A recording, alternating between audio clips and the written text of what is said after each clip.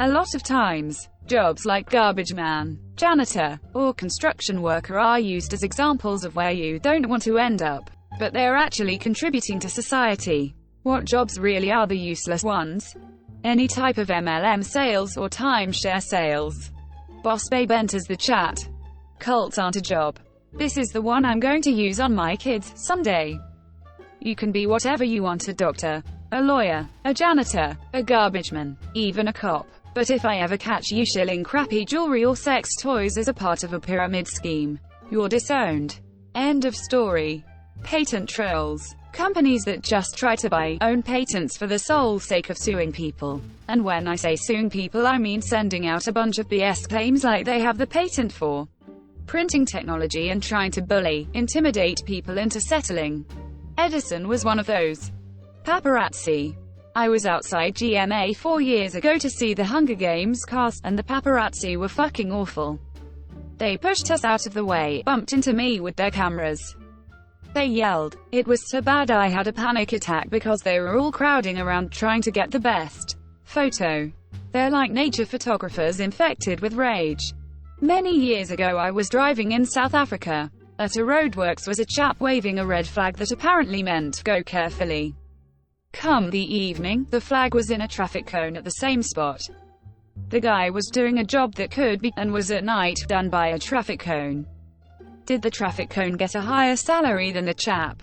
Same for the lollipop girls in Australia. They make a shit ton of money though.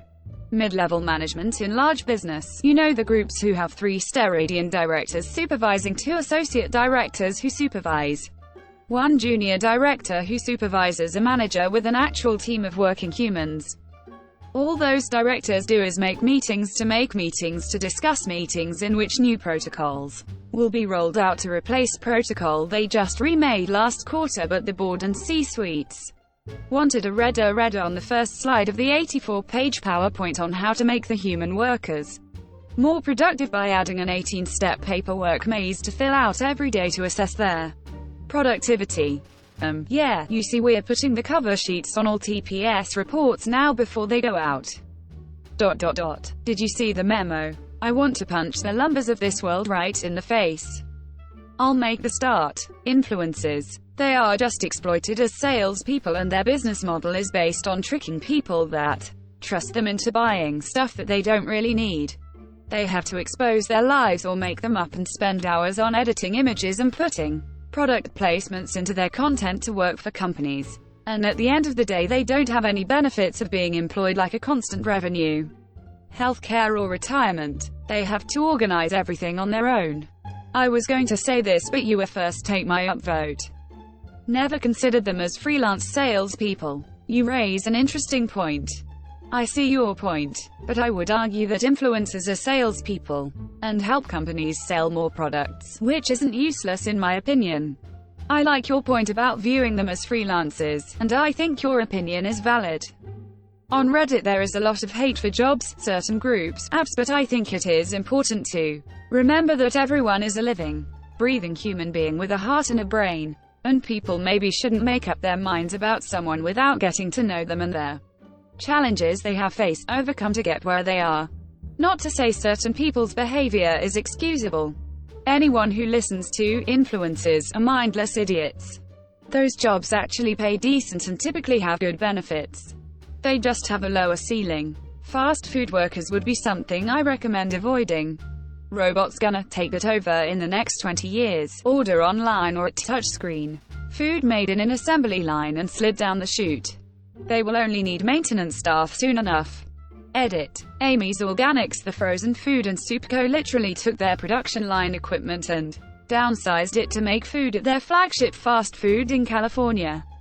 They have employees there, but mostly because they are good people who want to create well-paying jobs. A lot of manufacturing, paper pushing, and middle management will be automated soon. White-collar jobs are easier for computers to replace. Everyone says truckers and factory workers will get replaced first. Not true. People who use computers in offices will get replaced by computers before truckers.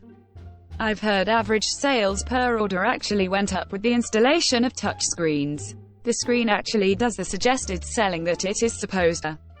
People who tell you that you don't want to end up in construction are either A. unaware of all the money that's in construction, or trying to trick you to not get into construction so the pool stays shallow and they can keep their high wages, salaries. C. aware of how hard the job is on a person's body and concerned you'll be broken by the time you're 50. I've known a couple of guys who've said they don't want their kids to go into the business for this reason. Also, people who don't want to work 60-hour weeks, don't want to be at high risk of availing of workers' comp, or don't want to enjoy all that money in their retirement with a broken-down body. I have a brother living in the USVI. He is a talented carpenter, really good at finish work and architectural fabrication. He's working for a company for $60 an hour building homes that cost millions. Edit, a word. I got my start after the army in construction. Made a good living. Branched out into IT. Made a better living. I have a biology degree and guess what didn't pay the bills? I'm retired at 35 now and I'm going back to school out of boredom. Reality TV participants. Reality TV judges. That's like saying actors are useless. BC. Most reality TV participants are essentially that. They provide entertainment for people. Any one of the 14 employees visible at any time in Home Depot. Not one will be able to assist you when needed. So true. Same with Walmart, especially the electronics department. It's almost like they're actively trying to get away from anyone who might ask them something. At the Home Depots where I live, Prairies, Canada, I find they hire the best employees. They tend to be older folks with actual home construction or renovation experience, and I often get helpful advice. Really makes me choose them over all the other places that just hire kids who don't know what they talking about. The whole "you can do it, we can help" branch shines at my local store. At the Home Depot in Fremont, CA, the fourth person I asked knew where shelves were. The first two didn't even know what the word meant. They have employees at your Home Depot. I ended up calling Home Depot on my cell phone. Hi, I'm in your lighting department right now and I need help. Lowe's is even worse. Whoa, your HD has 14 visible employees. I mean, over the course of a week mine might have 14 visible.